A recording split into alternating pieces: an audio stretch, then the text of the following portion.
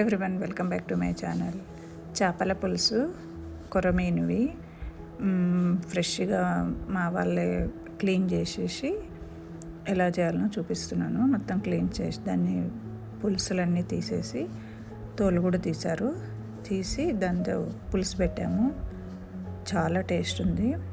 ముందుగా ఇలా అంతా క్లీన్ చేసేసుకొని దాన్ని చాకుతో మనము ఒక హోల్ చేసి మధ్యలో మొత్తం స్కిన్ అంతా తీసేసుకోవచ్చు.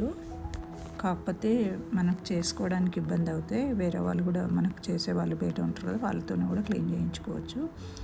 ఇది చాలా కష్టమైన పని.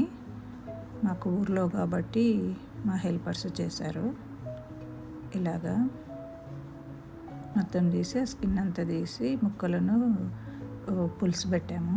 చాలా టేస్ట్ ఉన్నది. ఇలా తీసేసేయచ్చు మొత్తం.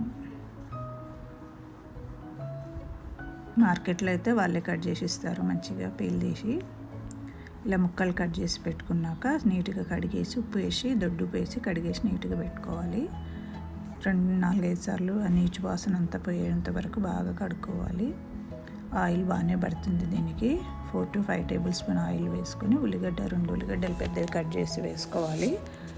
అవి అంతా దూరగా వేయించుకున్నాక అల్లం వెల్లుల్లి పేస్ట్ ఫ్రెష్ది వేసుకున్నాను. దాంట్లో పసుపు వేసి ఇవి కూడా బాగా వేయించుకోవాలి. దానికి సరిపడంత కారం బాగానే పడుతుంది చూసుకొని వేసుకోవాలి. కారము ఉప్పు అది మగ్గాక కొంచెం గరం మసాలా ధనియా పౌడరు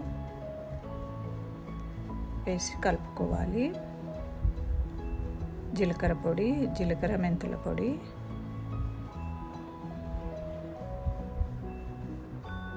ఈ నూనెలో మనకు ముక్కలు తొందరగా ఉడుకుతాయి కాబట్టి ఫస్ట్ ఈ పులుసు అంతా ఉడికేటట్టుగా చూసుకోవాలి. మసాలా అంతా ఉడికేటట్టుగా. ఇది ఉల్లిగడ్డ కట్ చేసి పేస్ట్, ఇది పచ్చి ఉల్లిగడ్డ పేస్ట్ చేసి కొంచెం దీంట్లో వేసుకోవాలి. మిక్సీ పట్టి చింతపండు నానబెట్టిన రసం వేసుకోవాలి.